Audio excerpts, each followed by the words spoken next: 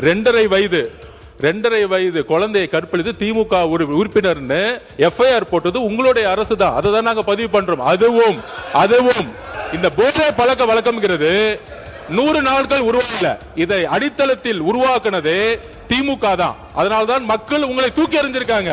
தைரியம் இருந்தால் என்ன பேச சொல்ல விடுங்க. பேசுங்க. உண்மை இருந்தால் அமைதியா இருக்கணும். உண்மையற்றவர்கள் தான் சவுண்ட் கொடுப்பாங்க. உண்மை இல்லைன்னா பயம் வந்து எந்திரிச்சு கத்த ஆரம்பிச்சிருவாங்க. எங்க பக்கம் உண்மை இருக்கு, என்கிட்ட உண்மை இருக்கு. திமுகவுடைய அங்க 57 பேர் இருக்காங்க. நாங்க எந்திரிச்சோம்னா அந்த சபையை அவங்க பேசவே முடியாது. எதிர்கட்சி தலைவர் பேசும்போது நாங்க எந்திரிச்சோம்னா, அதாவது அடுத்த 25 வருடங்களுக்கான ஒரு அடித்தளத்திற்கான மக்கள் ஆட்சி, இந்த ஆட்சியை உருவாக்கியது இளைஞர்களும் பெண்களும். அதற்கு நாங்கள் எப்பொழுதும் உண்மையா இருப்போம். எங்களுடைய முதலமைச்சர், இறந்த எங்களுடைய சகோதரர்கள் அமுதனும் தனுஷாவட்டும் எங்களுடைய குடும்பமாகவும் சகோதரனாகவும் நாங்கள் நினைக்கிறோம். எங்களுக்கு உணர்ச்சியோட ஒரு அரசியலை நாங்க இதை பத்தி நாங்க பேசுறோம். இதை பற்றி மாண்புமிகு 2 அமைச்சர்களும் விளக்கினார்கள். என்ன நடந்தது, அதற்கான தகுந்த நடவடிக்கை என்ன அப்படி என்று. குறிப்பாக ட்ரக்ஸ், போதை ஒரு முக்கியமான பிரச்சனைங்கிறது மாண்புமிகு அனைத்து கட்சி சட்டமன்ற உறுப்பினர்களும் மூத்த உறுப்பினர்களும் அது கடுமையான நடவடிக்கை எடுக்கணும். காவல்துறை உடைய அறிக்கையை மட்டும் நீங்கள் நம்பாதீங்க அப்படிங்கிறத பதிவு பண்ணாரு.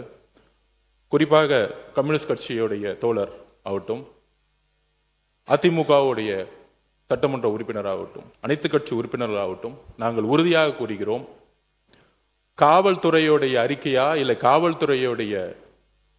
காவல்துறையா இல்லை இறந்த சகோதரியின் தாய்னா எங்க முதலமைச்சர் ஒரு தாய் பக்கம் தான் நிற்பார்.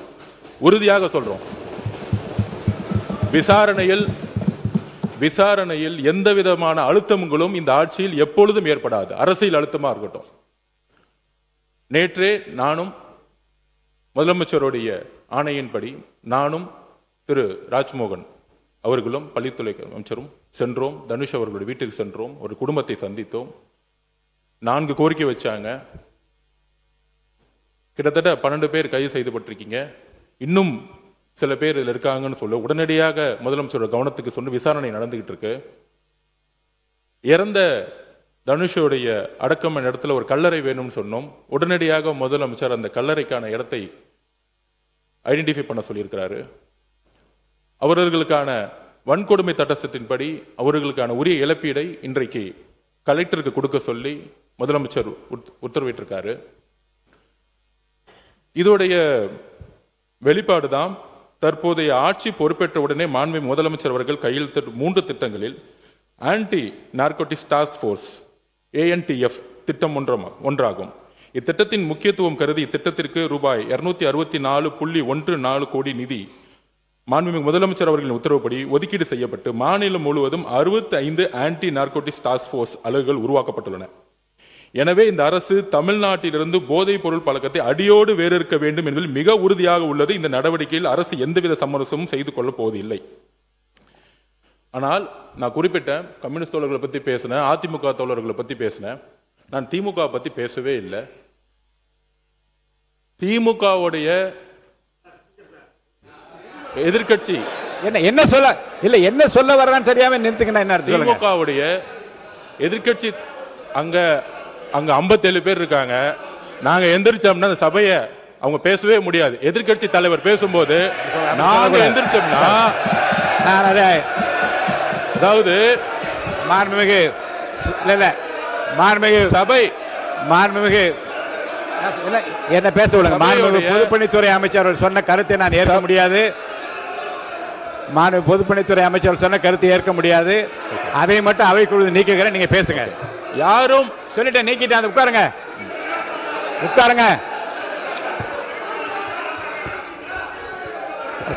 உட்காருங்க. மாண்புமிகு பொதுப்பணி இல்லைங்க.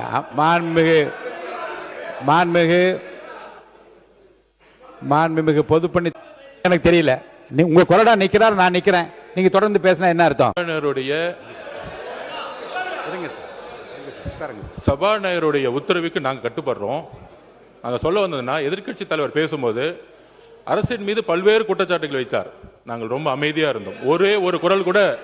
ஒரு குரல் கூட நாங்க பேசல. ஆனால் ஒரு ஜனநாயகப்படி எங்களுடைய கருத்துக்களை கேட்க வேண்டும்.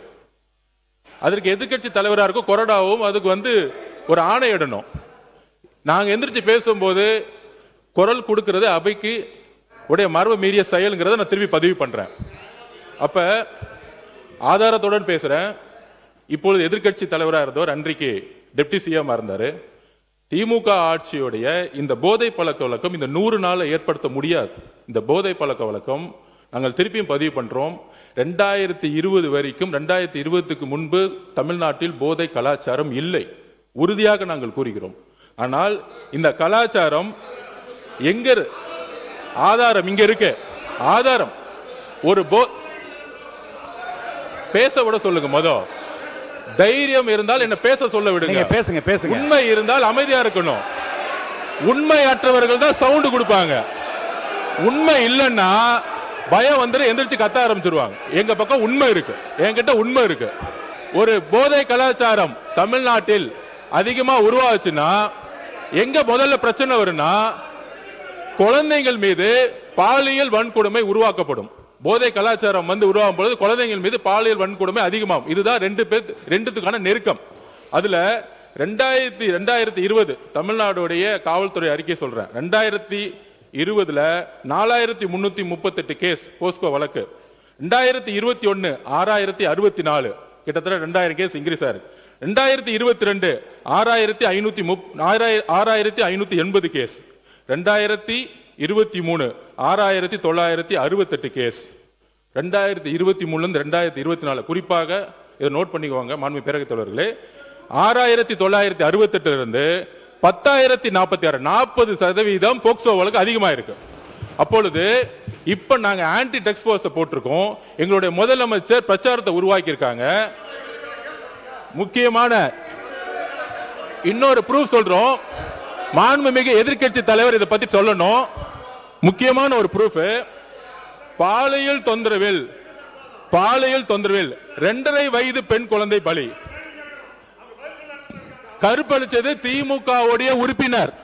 2.5 வயது குழந்தையை கற்பழிச்சது 2.5 வயது குழந்தையை கற்பழி திமுக உறுப்பினர். இதை பத்தி இதற்கு முன்பு டெப்டி சிஎம் இருந்த இன்றைக்கு எதிர்க்கட்சி தலைவர் 2.5 வயது குழந்தையை திமுக உறுப்பினர் கற்பழிக்க பொழுது என்ன பேசினார், என்ன நடவடிக்கை எடுத்தாங்க? போதை ஆன்டி ட்ரக்ஸ்க்கு எதிராக எத்தனை மீட்டிங் இந்த 5 வருஷமா பதிவு பண்ணாங்க. அயலகத்துறை இந்த ஆதாரங்கள் எல்லாம் திமுக ஆட்சியில் போலீஸ் கொடுத்த அறிக்கை. இது தமிழக வெற்றி கழகத்தோட அறிக்கை கிடையாது. இது போலீஸ் முன்னாள் முதலமைச்சர் மு க ஸ்டாலின் அவர்கள் ஹோம் மினிஸ்டரா இருக்கும் பொழுது அன்றைக்கு கொடுத்த டிஜிபி, அன்றைக்கு இருந்த எஸ்பிக்கள் கொடுத்த ஆதாரம். இது போக்சோ வழக்கு கிட்டத்தட்ட 40-60% ஒவ்வொரு ஆண்டும் ஏறி இருக்கு. 2.5 வயது குழந்தையை கற்பழித்து திமுக உறுப்பினர்னு எஃப்ஐஆர் போட்டது உங்களுடைய அரசு தான். அதை தான் நாங்க பதிவு பண்றோம்.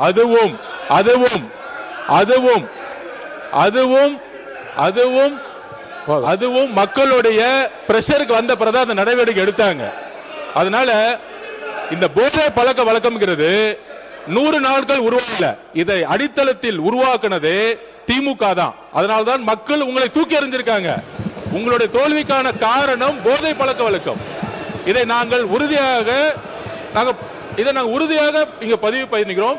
எங்களுடைய தலைவர் ஆட்சியில் உறுதியாக அரசியல் தலையீடு இல்லாமல் யாராக இருந்தாலும் கடுமையான கைது நடவடிக்கை எடுக்கப்படும் என்கிறதை நாங்கள் இங்கு உறுதி கொடுக்கிறோம்.